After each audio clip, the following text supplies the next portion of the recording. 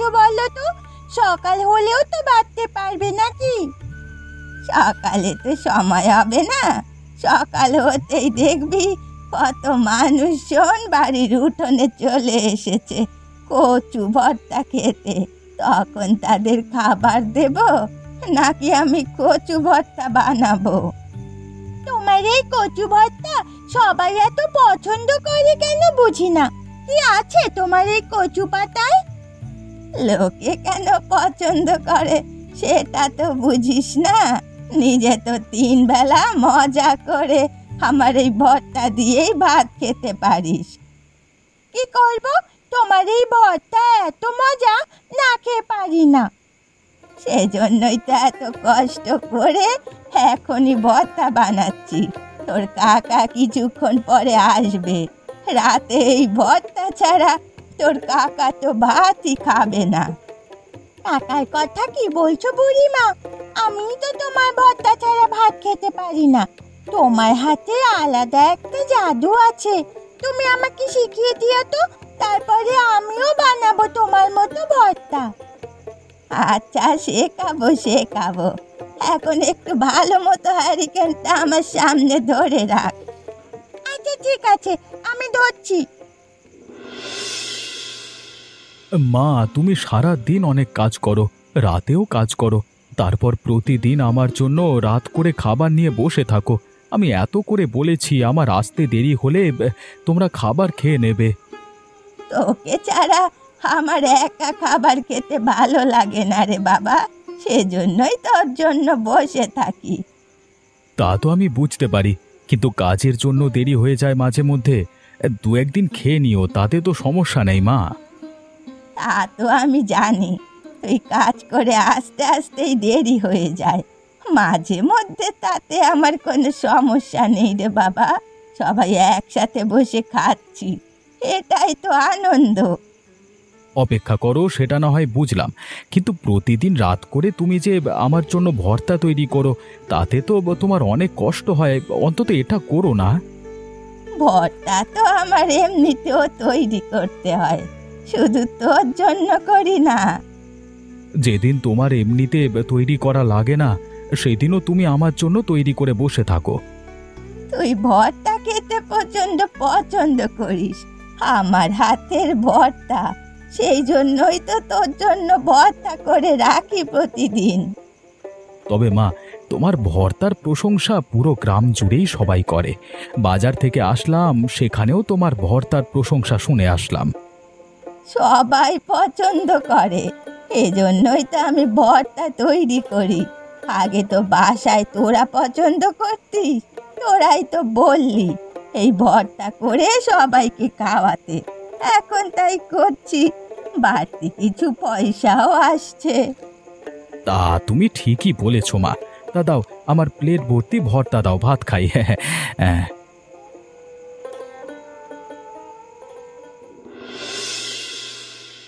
বুড়িমা, তুমি কেমন করে যে এত স্বাদের ভর্তা বানাও কে জানে। তোমার এই ভর্তা মুখে নিলেই মুখ থেকে জল গড়িয়ে পড়ে। হ্যাঁ, দেখিস মাধব, তোর মুখের জল আবার অন্যদের প্লেটের মধ্যে যেন না পড়ে যায়। আমি এখানে একটা ভালো কথা বললাম, তোমরা সবাই মিলে হাসছো। আমার কথার কোনো দামই দিলে না। তোরা সবাই মাধবের কথায় এমন করে হাসলি কেন?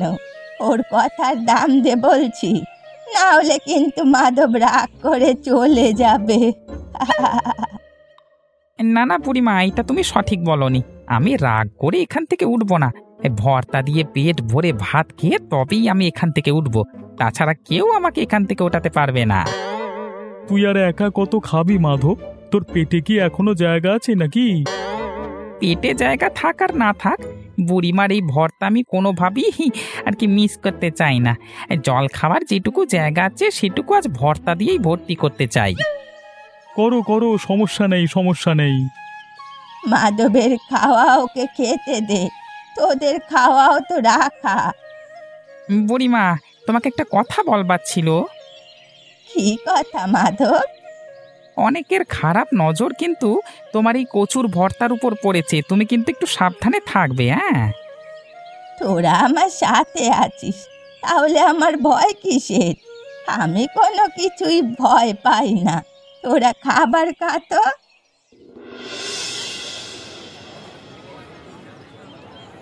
কিছুদিন ধরে তোকে বাজারে দেখতে পাচ্ছি না।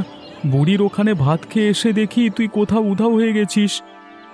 আমি বাজারে ঠিকই আসি, তবে কোনো দোকান এখন আর ঢুকতে পারি না। কেন ঢুকতে পারিস না কেন? সব দোকানদার কি তোর থেকে টাকা পায় নাকি?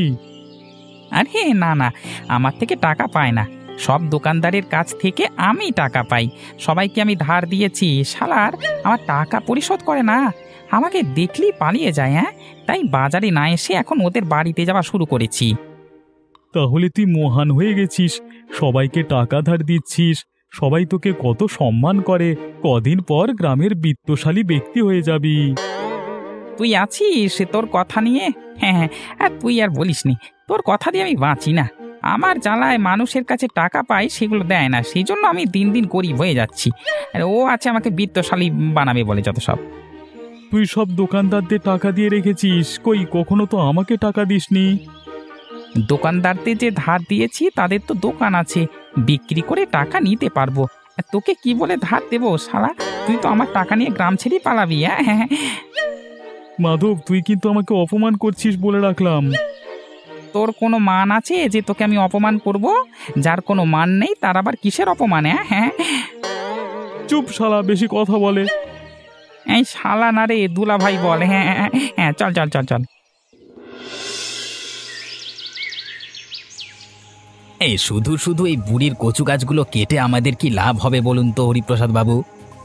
কি লাভ হবে সেটা তো আর তুই বুঝতে পারবি না। লাভ ক্ষতির ব্যাপার তোকে বুঝতে হবে না। আমার কি লাভ হবে সেটা আমি ভেবেই এখানে এসেছি। তোকে যে কাজ দিয়েছি তুই সেটা ঠিকঠাক মতো কর। আমি তো এখানে কাজ করতে এসেছি, তবে একটু জানতে ইচ্ছা করছে কেন আপনি গাছগুলো কাটতে বলছেন? মানে গাছ কেটে আমাদের কি লাভ? দেখতে পাচ্ছিস না, এই বুড়ির কচু ভর্তার জন্য আমার হোটেলের মান একদম নিচে চলে গেছে। কেউ এখন আর আমার হোটেলের ভাত খেতে চায় না, বুড়ির এখানে কচু ভর্তা দিয়ে ভাত খায়। ও আচ্ছা, এই ব্যাপার। তা কচু গাছ কেটে কি হবে?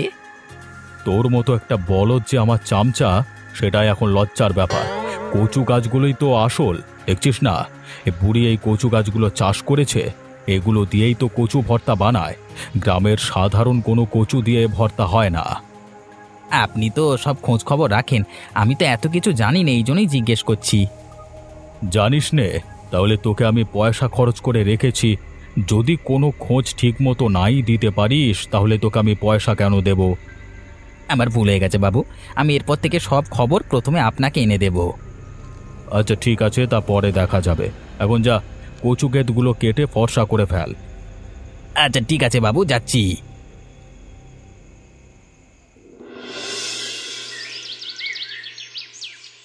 আমি কি দোষ করেছিলাম উপরওয়ালা? আমার সাথে এমনটা কেন করলে? কেন আমার সর্বনাশ করলে? আমি তো কখনো কারো ক্ষতি করিনি, তাহলে কারা এসে আমার এত বড় ক্ষতি করলো? এখন কি আমরা তোমার হাতের ভর্তা খেতে পারবো না বুড়িমা? না রে শ্যামা, আমি যে আর তোদের জন্য ভর্তা বানাতে পারবো না। দেখছিস না, তারা এসে যেন আমার সমস্ত কচু কেটে ফেলেছে, সব গাছ নষ্ট করে ফেলেছে। গ্রামে তো কচু গাছের অভাব নেই, সেখান থেকে এনে নতুন করে ভর্তা করবে তুমি বুড়িমা? বড়ই আহারে, নেওয়া সব কচু গাছের ভালো ভর্তা হয় না রে। এই কচু গাছগুলো আমি চাষ করেছি শুধু ভর্তা করার জন্য, সব কচু গাছ কেটে ফেলেছে, নষ্ট করে ফেলেছে। কোনো রকমে আমি আর ভর্তা করতে পারবো না। মা, তুমি এভাবে ভেঙে পড়ো না। ওপরওয়ালা আছে, তার উপর বিশ্বাস রাখো। আমাদের এত বড় ক্ষতি করেছে, ওপরওয়ালার নিশ্চয়ই তাদের ক্ষমা করবেন না, তাদের শাস্তি দেবেন। তা তো বুঝলাম, কিন্তু এখন আমি কি করব বলতো বাবা? নতুন করে যে কচু গাছের চারা কিনে আনবো, সে পয়সা তো আমার কাছে নেই। সেটা আমি বুঝতে পারছি মা, আমি টুকটাক যে কাজ করি তা দিয়ে তো আর সংসার চলতো না। তোমার এই কচু ভর্তা বিক্রি হয়েই আমাদের সংসারে সচ্ছলতা ফিরে এসেছিল, এখন আবার আমাদের খারাপ দিনের সম্মুখীন হতে হবে। কারা আমাদের সাথে এমনটা করলো সেটাও তো বুঝতে পারছি না। তবে ওপরওয়ালা নিশ্চয়ই একটা ব্যবস্থা করবেন। চলো বাড়ির দিকে চলো।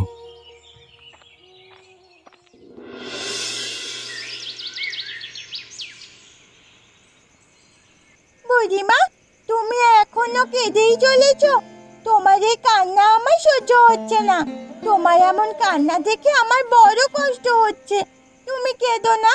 তোমার এমন কাজ না আমার একদম সহ্য হয় না। আমার যে কিছুই ভালো লাগছে না রে শ্যামা। কত কষ্ট করে আমি এই কচু গাছগুলো লাগিয়েছি, ভর্তা করে সবাইকে খাওয়াই। কাল সকালে আমার এখানে কেউ আসবে না আমার ভর্তা খাওয়ার জন্য। আজ সকালে অনেক মানুষ এসেছিল, সবাই ফিরে গেছে। মানুষ তো আর আমাদের এখানে সাহায্য করতে আসবে না বুড়িমা। আমাদের নিজেদেরই আবার সংগ্রাম করে দাঁড়াতে হবে। তুমি এভাবে ভেঙে পড়লে আমরা আবার ঠিকভাবে কিভাবে দাঁড়াবো বলো তো? আমি কি করব শ্যামা? আমার যে অনেক কষ্ট হচ্ছে। আমার নিজের হাতে কষ্ট করে তিল তিল করে গড়া সব কিছু এভাবে এক নিমেষেই ধ্বংস হয়ে গেল। কোন পাষণ্ড এমন কাজ করতে পারে বলতো? আমি কি কখনো কারো ক্ষতি করেছি? তুমি কখনো কারো ক্ষতি করনি, এই জন্যই তো গ্রামবাসী সবাই তোমাকে এত ভালোবাসে। তুমি ভেঙে পড়ো না বুড়িমা, দেখবে উপরওয়ালা না তোমাকে একটা না একটা পথ অবশ্যই দেখিয়ে দেবে। সেদিনকার আমার ছোট নাতনিটা এখন অনেক বড় হয়ে গেছে, আমাকে সান্ত্বনা দিচ্ছে। আরে কদিন আগেই ওর বাবা মা মারা গেল। দেখতে দেখতে কত বড় হয়ে গেছিস। আমি আরো অনেক বড় হব, তোমার তখন আর কোনো দুঃখ থাকবে না। তোর আশা যেন উপরওয়ালা পূরণ করে। আয় শ্যামা, তুই আমার একটু কাছে আয়, তোকে আমি একটু জড়িয়ে ধরি। বুড়িমা, কি গো বুড়িমা, কোথায় গেলে তুমি? এদিকে এসো না। কি রে, আমাকে তোরা ডাকছিস? জানিসই তো এখন থেকে আমার বাড়ির বারান্দায় কচুর ভর্তা বন্ধ হয়ে গেছে। এখন আর খাওয়ানো হয় না। যদি আবার কখনো সব কিছু ঠিকঠাক করতে পারি তখন তোদের বলবো, তখন তোরা আসিস। আরে বুড়িমা, তুমি তো কথা বলেই যাচ্ছ। আমরা কেন এসেছি, কি নিয়ে এসেছি সেটা কি তুমি দেখছো না? দেখো তোমার জন্য আমরা কি নিয়ে এসেছি। বুড়িমা বোধহয় অন্ধ হয়ে গেছে। আমরা যে বুড়িমার জন্য এত বড় কচু এবং কচু গাছের চারা নিয়ে এসেছি তা বুড়িমা দেখতেই পাচ্ছে না। এ তোরা কি করেছিস? এতগুলো কচু গাছ আর কচু গাছের চারা নিয়ে এসেছিস কেন? এগুলো দিয়ে কি হবে? তুমি বিপদে পড়েছো আর আমরা তোমাকে সাহায্য করব না? সব সময় তো আমরা তোমার এখানেই খাই। কিন্তু আমার কাছে যে কোনো পয়সা নেই, এগুলো যে এখন কিনে রাখবো তোদের কাছ থেকে। তোমার কাছ থেকে কে পয়সা চেয়েছে বলো না? আমাদের কোনো পয়সা দিতে হবে না। ছোট চারাগুলো তুমি লাগাবে, বড়গুলো দিয়ে কচু ভর্তা করবে আমাদের জন্য। না না, হয় না, দিনে টাকা আমি নিতে পারি না। তাহলে এক কাজ করো, যতবার খাবো আমাদের থেকে অর্ধেক পয়সা রেখো, কেমন? এবার ঠিক আছে, তোরা যা, আমি গাছগুলো লাগাই। তোমাকে একটা কথা জিজ্ঞেস করবো বুড়িমা? কি কথা? জিজ্ঞেস কর না, এত আমতা আমতা করছিস কেন? আমাদের ওই পাশে আগে যে জায়গায় কচু গাছগুলো লাগিয়েছি সেখানে না লাগিয়ে তুমি এবার বাড়ির কাছে পিছনের অংশে গাছগুলো লাগাচ্ছ না কেন বুড়িমা? আগের জমিটা বাড়ি থেকে দূরে হওয়াতে কেউ হয়তো ইচ্ছে করে এসে আমার ক্ষতি করেছে, সমস্ত গাছগুলো কেটে দিয়েছে। এবার আমি তাকে আর সে সুযোগ দেব না, এজন্যই বাড়ির পাশেই গাছগুলো লাগাচ্ছি। যদি এবারও কেউ আমার ক্ষতি করতে আসে, বাড়ির পাশে হওয়াতে সহজেই তাকে দেখতে পাবো আর ধরেও ফেলতে পারবো। বুঝতে পেরেছিস এখন?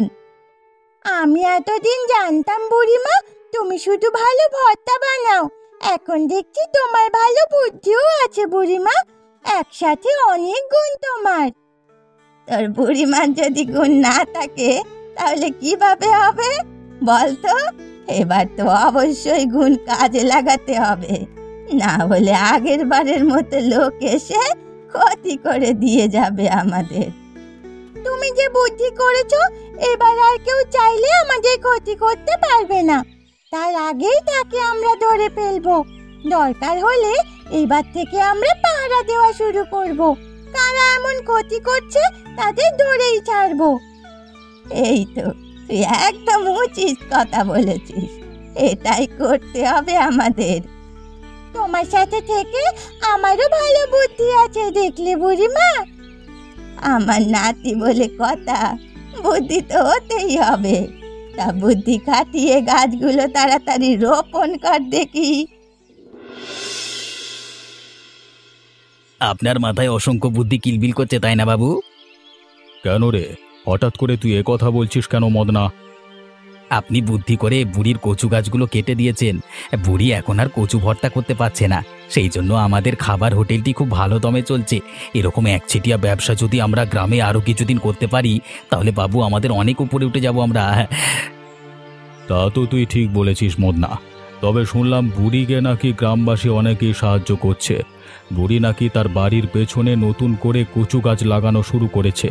যদি তিনি আবারও নতুন করে ব্যবসা শুরু করেন কচু ভর্তার, তাহলে আমাদের ব্যবসায় লাল বাতি চলে যাবে। আরে বাবু, আপনি চিন্তা করছেন কেন? আমি চিন্তা করব, আপনি একটা নতুন বুদ্ধি ভাববেন। উল্টো আপনি চিন্তা করছেন, আমি তো বুদ্ধি ভেবে রেখেছি। মানে নতুন যদি কচু গাছ হয় সেগুলো আমরা কেটে নষ্ট করে দিয়ে আবার আসবো। হ্যাঁ, বাহ, তোর তো ভালোই বুদ্ধি হয়েছে রে মদনা। হঠাৎ করে তোর মাথায় এত বুদ্ধি কোত্থেকে আসলো? আমি হচ্ছি আপনার লোক। হ্যাঁ, আপনার মাথায় যেহেতু এত বুদ্ধি, সেহেতু আমার মাথায় বুদ্ধি না থাকলে চলবে বলুন তো বাবু? হ্যাঁ, তাহলে আরও কিছুদিন অপেক্ষা করি। বুড়ির কচু গাছগুলো একটু বড় হলেই গিয়ে সেগুলো নষ্ট করে আসবো, কি বলিস? আপনার কোনো চিন্তা করতে হবে না, আমি সব দিক খেয়াল রাখছি। কবে যেতে হবে আপনি শুধু আমাকে বলবেন। আচ্ছা ঠিক আছে, আমি তোকেই বলবো, তুই এখন যা।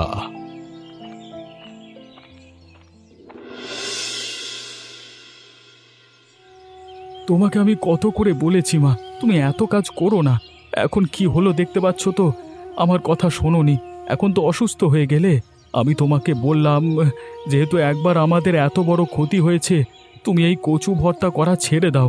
তা তো তুমি আমার কথা শুনলে না, নতুন করে এই ভর্তা করা আবার শুরু করলে। তার ফল এখন কি দাঁড়ালো দেখতে পাচ্ছ তো। কি বলছিস অমিত বাবা? কচু ভর্তা বানানো আমি ছেড়ে দেব কেন? এ দিয়েই তো আমাদের সংসারে সচ্ছলতা আসছে। সচ্ছলতা আনতে গিয়ে তুমি নিজেই তো অসুস্থ হয়ে পড়েছো, কেন করছো এসব?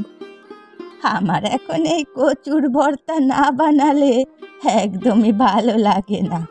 এটা আমার কাজে পরিণত হয়েছে, তাই সব সময় আমি এটা করে থাকি। তুই আমাকে এভাবে বকাবকি করছিস কেন? আমি কি এমনি এমনি তোমাকে বকাবকি করছি নাকি? তোমার ভালোর জন্যই তো তোমাকে বলছি মা। তোমার শরীর যদি অসুস্থ থাকে তাহলে কেমন করে হবে? এখন তো তোমার বয়স হয়েছে, আগের মতো চলাফেরা করতে পারো না, কাজবাজ করতে পারো না। বিছানায় পড়ে থাকলে এই সংসারটাকে দেখবে বলো তো? আমাকে নিয়ে তোর চিন্তা করতে হবে না, শ্যামা আছে তো, আমাকে এখন দেখে রাখবে।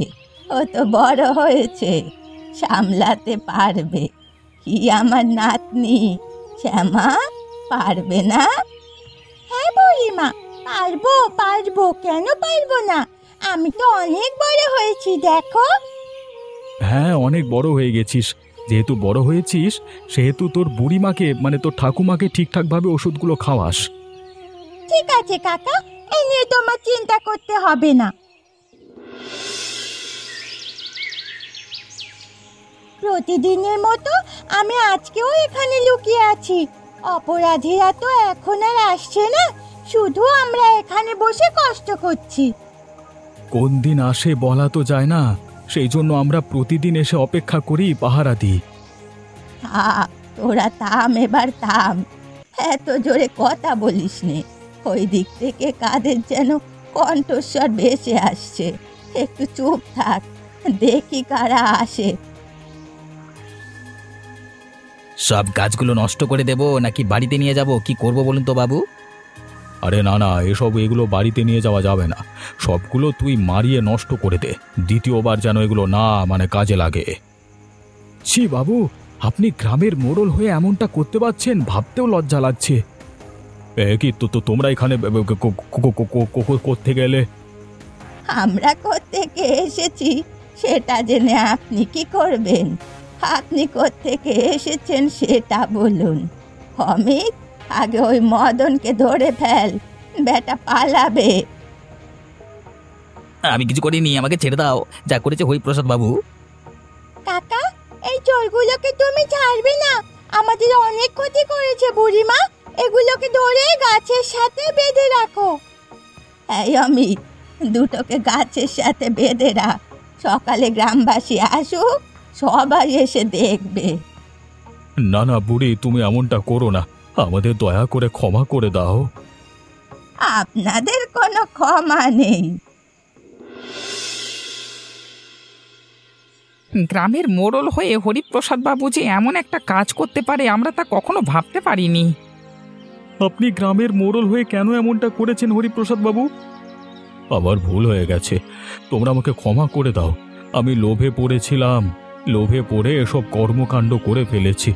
বুড়ির জন্য আমার হোটেলে ভালো মানুষজন যাচ্ছিল না, বেচা কেনা তেমন একটা চলছিল না। সামান্য কচু ভর্তা খেতে গ্রামবাসী সবাই এখানে এসে পড়ে, সেজন্য আমি বাধ্য হয়ে এমনটা করেছি। এটা আপনার একদম করা উচিত হয়নি। আপনি যদি ভালো মানের খাবার খাওয়াতেন কম দামে, তাহলে অবশ্যই গ্রামবাসী আপনার দোকানে যেত, সবাই বেশ এখানেই খেত। বুড়িমা আমাদের খুবই অল্প টাকায় খাবার খাওয়ান, তার মধ্যে তার হাতের এই ঝাল কচুর ভর্তা সবচেয়ে বেশি ভালো হয়। আপনার হোটেলে আপনি বাসি পচা খাবার খাওয়ান, তাও আবার বেশি দামে, তাহলে আপনার হোটেলে লোকজন যাবে কি করে এবার বলুন তো? আমি সবটা বুঝতে পেরেছি, আমার ভুল হয়ে গেছে, ক্ষমা করে দাও। আপনি যে ভুল করেছেন তার শাস্তি তো পেতেই হবে, কোনো ক্ষমা পাওয়ার যোগ্য নয়। কি বলো তোমরা? ওনাকে কি শাস্তি দিতে পারো? হরিপ্রসাদ বাবু যে পরিমাণে বুড়িমার ক্ষতি করেছে তার দ্বিগুণ পরিমাণ বুড়িকে ক্ষতিপূরণ দিতে হবে। আর আজীবনের জন্য এই গ্রামের মোড়ল তিনি হতে পারবেন না, মোড়ল পদ থেকে তাকে বহিষ্কৃত করা হলো। তা তো বুঝলাম, কিন্তু মদনের কি হবে? মদনের সারা শরীরে এই কচুগুলো লাগিয়ে দেওয়া হোক, কেটে যখন সারা শরীর চুলকুবে তখন বেটা বুঝতে পারবে আসল মজা কি। একদম ভালো বিচার হয়েছে, কচু লাগিয়ে দিলে অনেক চুলকাবে। না না, আমার গায়ে কচু লাগিয়ে দেও না, আমি ভুল করে ফেলেছি হরিপ্রসাদ বাবুর জন্য। চুপ থাক, বেশি কথা বললে শাস্তি বেড়ে যাবে। তোমরা যে শাস্তি দিয়েছ তাতে আমি খুশি। এখন তোমরা সবাই সেই শাস্তি বাস্তবায়ন করলেই হয়। কোনো সমস্যা নেই, আমি সকল ক্ষতিপূরণ দেব এবং আর কখনো মোড়ল হব না গো। আমি আর এমন অপরাধ করব না কখনো, হরিপ্রসাদ বাবুর সঙ্গ দেব না। এমন মজার মজার গল্প দেখতে আমাদের চ্যানেলকে সাবস্ক্রাইব করতে ভুলবেন না।